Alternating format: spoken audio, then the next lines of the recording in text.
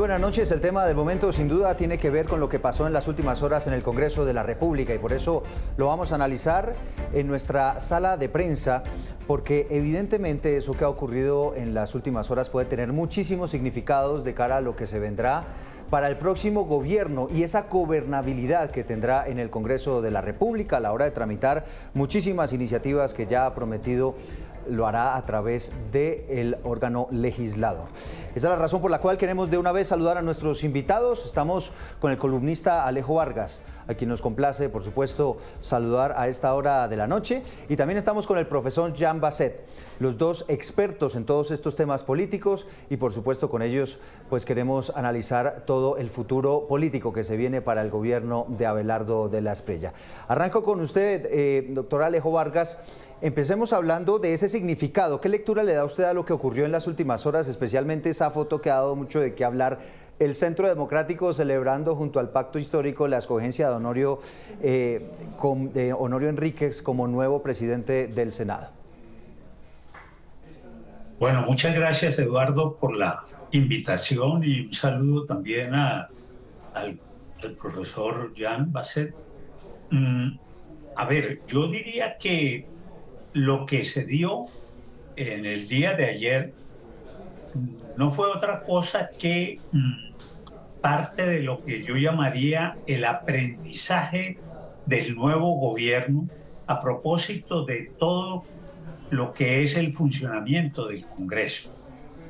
Evidentemente, esa alianza que para muchos aparece como algo insólito, pero que en un Congreso, aún en nuestro, pero en cualquier parte del mundo, es normal que fuerzas de distinto signo frente a temas concretos logren ponerse de acuerdo. Y yo creo que esto fue eso, dos fuerzas que consideraban por distintas razones. El pacto histórico seguramente quería infligirle, por así decirlo, una primera derrota al presidente Abelardo de la Espriella, y el Centro Democrático quería hacer valer un derecho que tenía que ver con la tradición consuetudinaria del Congreso en Colombia. Y es que la fuerza política de gobierno que tiene mayor número de congresistas tradicionalmente es la que va a presidir en la primera sesión del Congreso.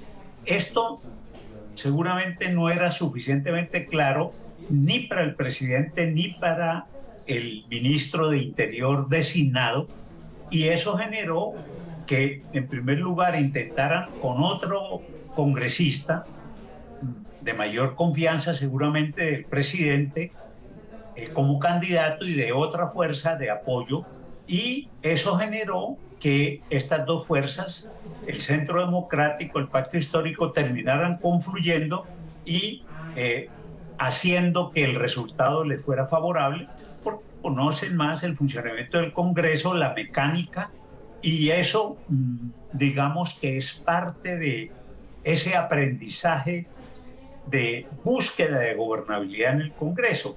Yo no creo tampoco que esto hay que darle mayores implicaciones, no es que se formó una nueva coalición, etcétera. No, yo creo que esto fue una alianza muy específica frente a un tema muy concreto que reunió dos fuerzas, sin duda las dos más importantes del Congreso, y que, como decía, por razones muy precisas, llevó tanto al Centro Democrático como al Pacto Histórico a coincidir en el nombre de el senador Honorio como presidente del Congreso. Aquí hay un punto bien importante, profesor Jean Basset, y es lo que muchos nos preguntamos. ¿Esto fue un tema puntual, la elección del nuevo presidente del Congreso, o esto de alguna manera deja ver cómo va a ser el tema de la gobernabilidad del presidente Abelardo de la Espriella en el Congreso?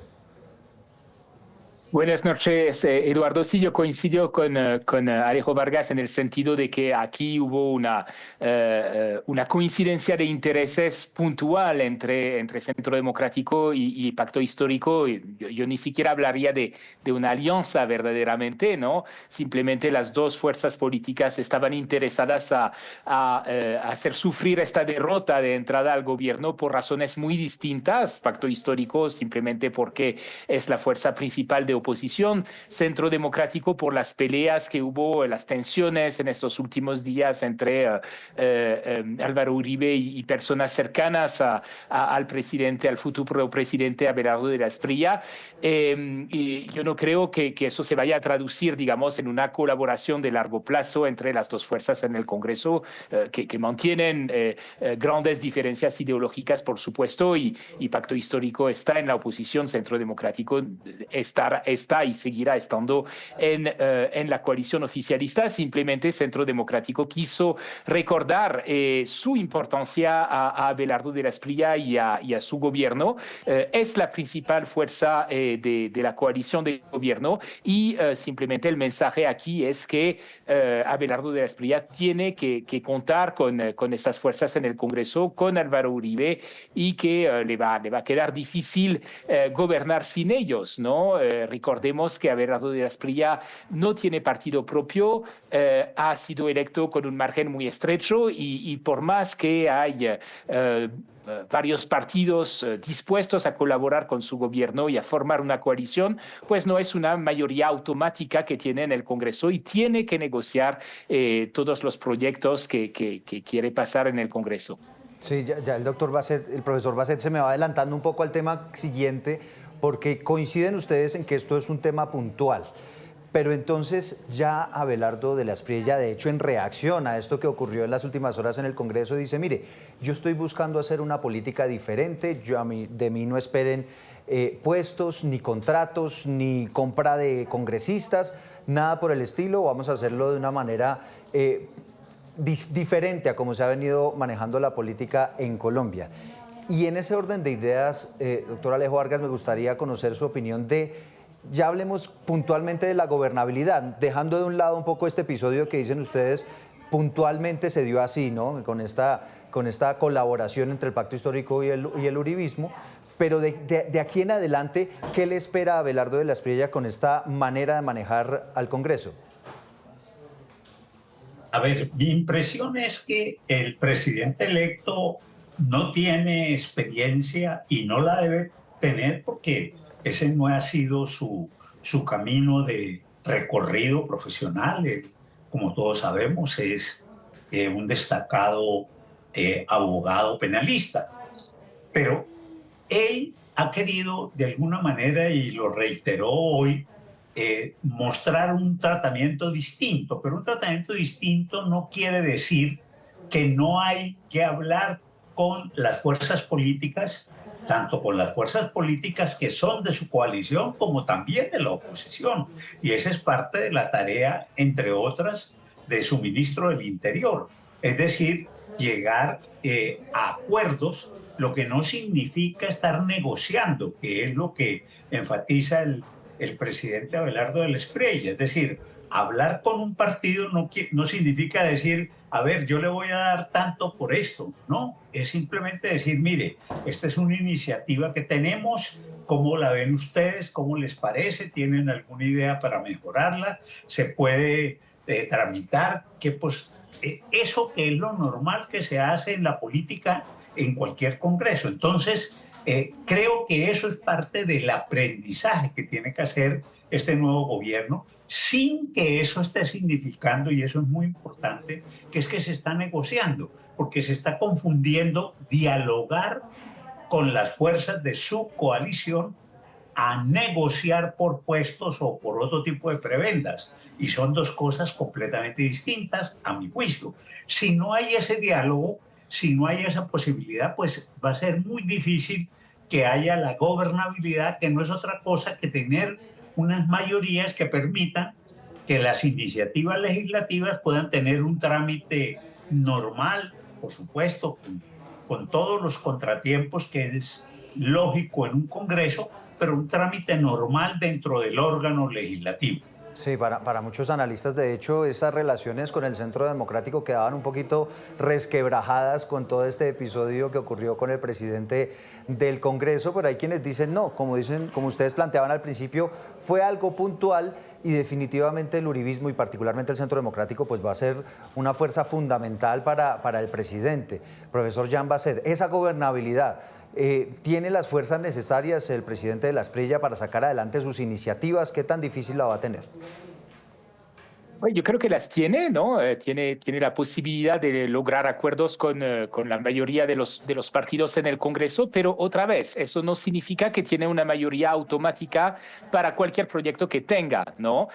Va a tener efectivamente que hablar con los partidos, va a tener que discutir, va a tener que acoger también varias de sus iniciativas y eso entonces es un poco el mensaje que tuvimos ayer, de cierto modo. Abelardo de la Asprilla necesita asociar finalmente esos partidos a sus proyectos, hablando con ellos. Y yo creo que pues eso se traducirá también en algún momento en la forma como se desempeñará su gobierno. Ha conformado un gobierno de cierto modo tomando en cuenta a los distintos partidos en el Congreso, pero siempre tratando de asociar a gente que lo acompañó durante la campaña, que en realidad son disidentes dentro de sus partidos. Pienso en Paula Holguín, pienso en Gómez Amín, por ejemplo, para el Partido Liberal. Y finalmente la cuestión ahí que se plantea es si eso finalmente es suficiente para dar al gobierno un espectro de apoyo suficientemente amplio en el Congreso, o si de pronto el gobierno va a tener también que asociar a sectores que no lo acompañaron desde el principio de la campaña electoral, que eran 3 ministerios por nombrar, y eso también ahí va a ser importante ver si hay una señal del gobierno después de este revés que registró ayer de una voluntad de apertura, de asociar otros sectores. Yo creo que pues las primeras reacciones que mencionó tratando de minimizar esta derrota van en este sentido, ¿no? Una disposición a hablar con los partidos, entonces vamos a ver cómo eso se traduce. Sí, conversación, decía usted, doctor Alejo Vargas. Hablar no necesariamente significa hacer transacciones, ¿no? Planteaba usted. Pero lamentablemente cuando nos vamos a la real política aquí en Colombia, pues nos damos cuenta que hay unas maneras que lamentablemente históricamente ha tenido el Congreso de la República de funcionar, y pues muchos gobiernos terminan cayendo en eso. ¿Cómo cree usted que puede evitar el gobierno de la Asprilla caer en lo mismo? Pues yo creo que evidentemente no hay otra cosa distinta a hablar, pero el tema es que inicialmente debería hacerse una reunión entre las bancadas, o por lo menos unos delegados de las bancadas, y los ministros que tienen que ver más directamente con los proyectos, conocer las iniciativas que haya en las bancadas, que haya en el gobierno, establecer una forma de cómo se va a trabajar y ir por esa vía logrando unos mecanismos para trabajar de manera adecuada.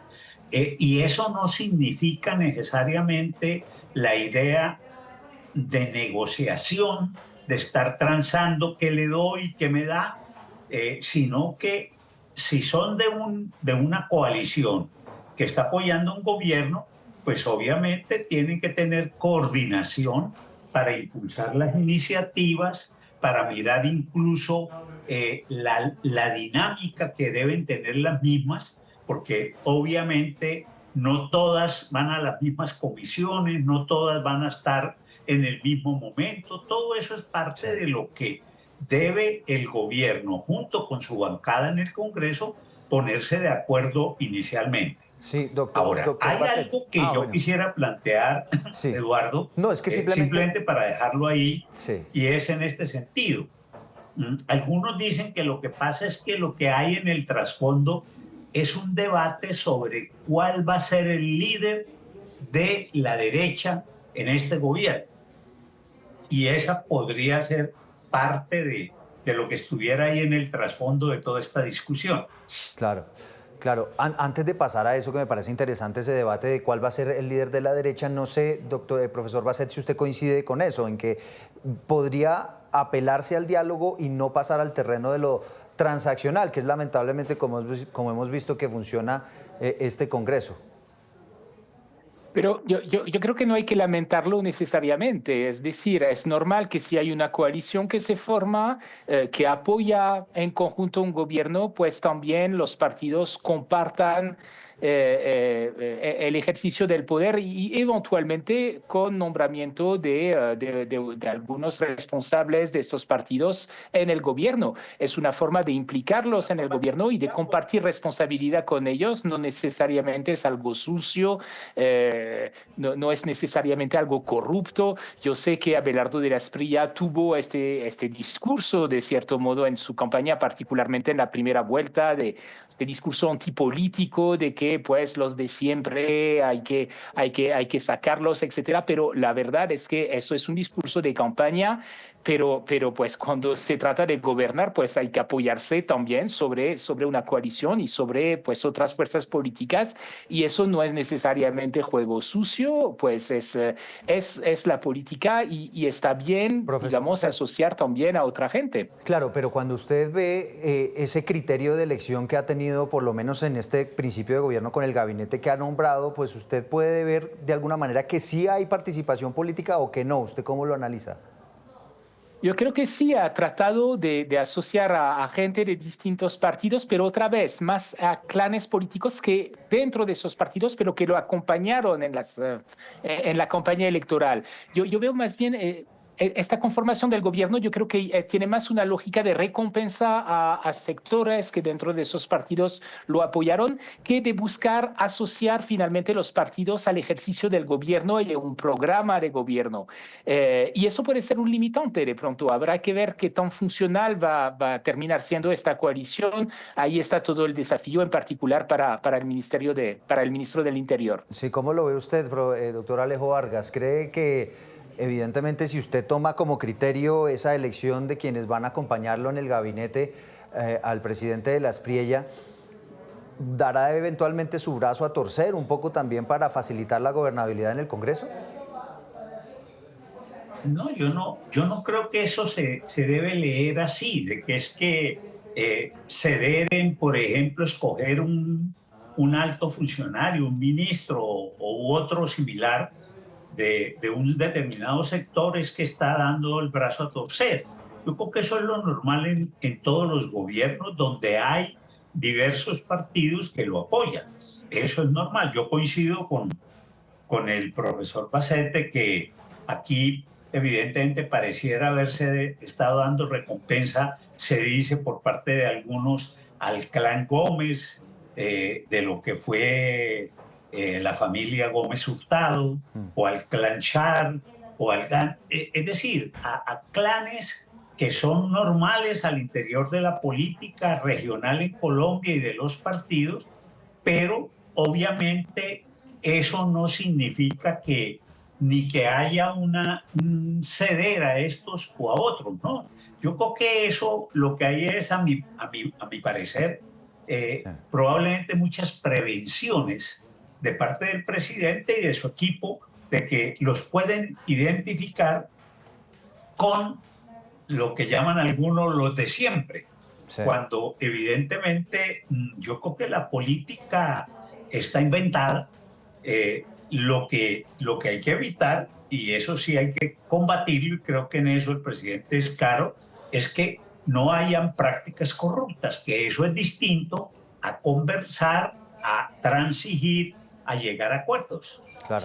Bueno, profesor Bassett, quiero meterme en otro tema que va a ser bien interesante y es la otra puja que seguramente se va a dar en las próximas horas en el Congreso de la República y tiene que ver con ese deseo del presidente de la Espriella de posesionarse no de la manera tradicional, sino de hacerlo en una guarnición militar, evidentemente ante el Congreso, y al final el mismo procurador respalda la idea de que si el Congreso lo avala, si el Congreso lo autoriza, pues se podría hacer de la manera como lo quiere hacer Abelardo de la Espriella. ¿Qué tan importante va a ser ese pulso de cara a lo que se viene políticamente hablando allí en el Congreso, profesor Bassett? Sí, yo creo que eso es un símbolo importante para Abelardo de la Espriella, esta voluntad de marcar su cercanía con el ejército y que coincide con su mensaje, digamos, de una mano dura contra los grupos armados y de la importancia de la seguridad en su programa de gobierno. Ahora, pues, lo normal es que la posición se hace delante del Congreso, no necesariamente en el Congreso, pero delante del Congreso. Entonces, finalmente es el Congreso que va a decidir si se puede hacer en otro escenario o no, y vamos a ver cómo se negocia eso. Aparentemente los partidos que acompañan el gobierno están dispuestos a organizarlo de esta forma, pero pues hay que ver realmente cómo se va a negociar eso.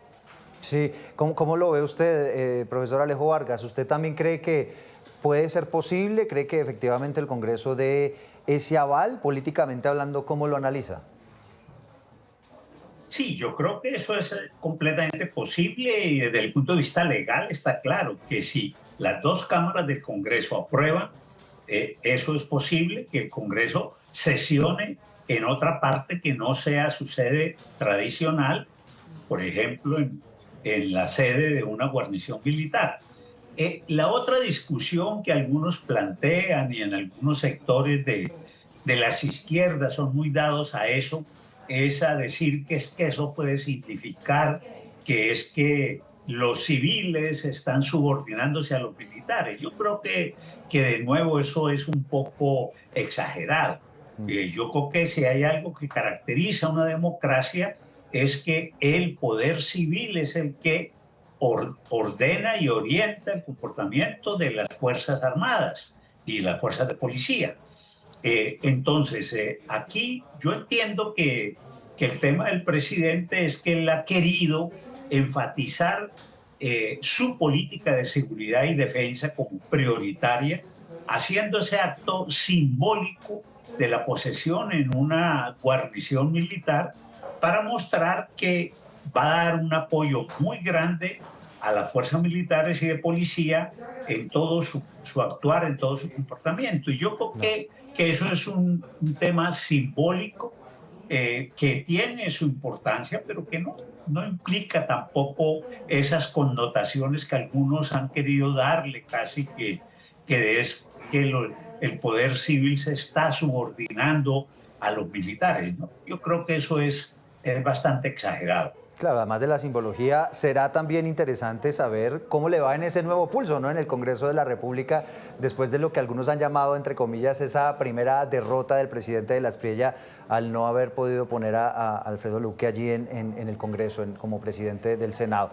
Bueno, quisiera cerrar, que creo que tengo tiempo para una pregunta más de estos últimos anuncios que ha hecho el presidente de la Espriella, y es lo que ha dicho: mire, yo quiero tener sedes de gobierno no solamente en Bogotá, no solamente en la Casa de Nariño, voy a tener una sede de gobierno en Barranquilla, voy a tener una sede de gobierno en Cali, voy a tener una sede de gobierno en Medellín. Quisiera, profesor Bassett, si quiere arranco con usted, ¿qué implicaciones y qué significado tiene esto? Pero además, ¿es posible, digamos, el tener tantos ejecutivos por todo el país? Es posible, no es necesariamente lo más práctico, pero otra vez es un símbolo importante para Abelardo de la Espriella, que es costeño, que quiere marcar su compromiso con la descentralización. Entonces yo creo que eso es un poco el símbolo ahí con el hecho de aparecer sesionando en el gobierno desde distintas ciudades y regiones del país. Sí, el doctor Alejo Vargas, ¿usted cómo lo ve? Esos anuncios que ha hecho el presidente de la Espriella de no centralizar necesariamente la sede de gobierno. No, yo creo que eso está bien, porque evidentemente si hay algo que es bastante asfixiante en este país es el centralismo, y creo que en las distintas regiones eso se siente muy fuerte. Ahora, los distintos gobiernos han intentado hacer cosas simbólicas en ese sentido. Acuérdese los famosos consejos comunitarios de Álvaro Uribe, en las regiones, el propio Gustavo Petro, solo que él no se reunía ni con gobernadores y alcaldes, sino que se iba a reunir con las bases de su partido. pero siempre la idea de decir hay que estar en la región. Yo creo que esta puede ser una buena experiencia. Vamos a ver cómo funciona. Ya por lo menos habla de 3 o 4 sedes. Coincido con el profesor Bassett, que puede que no sea muy práctico, pero es viable, es posible y veamos cómo funciona. Me parece que el resultado puede ser positivo y puede ser bien recibido en regiones como Antioquia, en regiones como la costa o como el valle, que históricamente son muy importantes. Seguramente en el oriente del país, sea Bucaramanga o Cúcuta, también seguramente se va a dar algo por el estilo. Sí, exactamente. Ya también se han anunciado, por ejemplo, la sede de ProColombia que quedaría en Medellín, es decir, cómo también se van a ir descentralizando las propias entidades del gobierno. Pues bueno, me encantó compartir con ustedes estos minutos aquí en Sala de Prensa. Muchísimas gracias por este espacio, profesor Bassett, gracias. Gracias a usted, Eduardo. Bueno, y al columnista Alejo Vargas también le agradecemos por estos minutos aquí en Sala de Prensa. Muchas gracias, Eduardo, y un saludo al profesor Bassett y a toda nuestra teleaudiencia. Bueno, muy movida la política por estas últimas horas, por cuenta de lo que ha sido la instalación del nuevo Congreso, cuando ya estamos también a poco más de 17 días de que cierre el gobierno de Gustavo Petro. Muchísimas cosas están pasando en lo que será este empalme y en esa nueva manera de gobernar. A todos ustedes, gracias por estar con nosotros.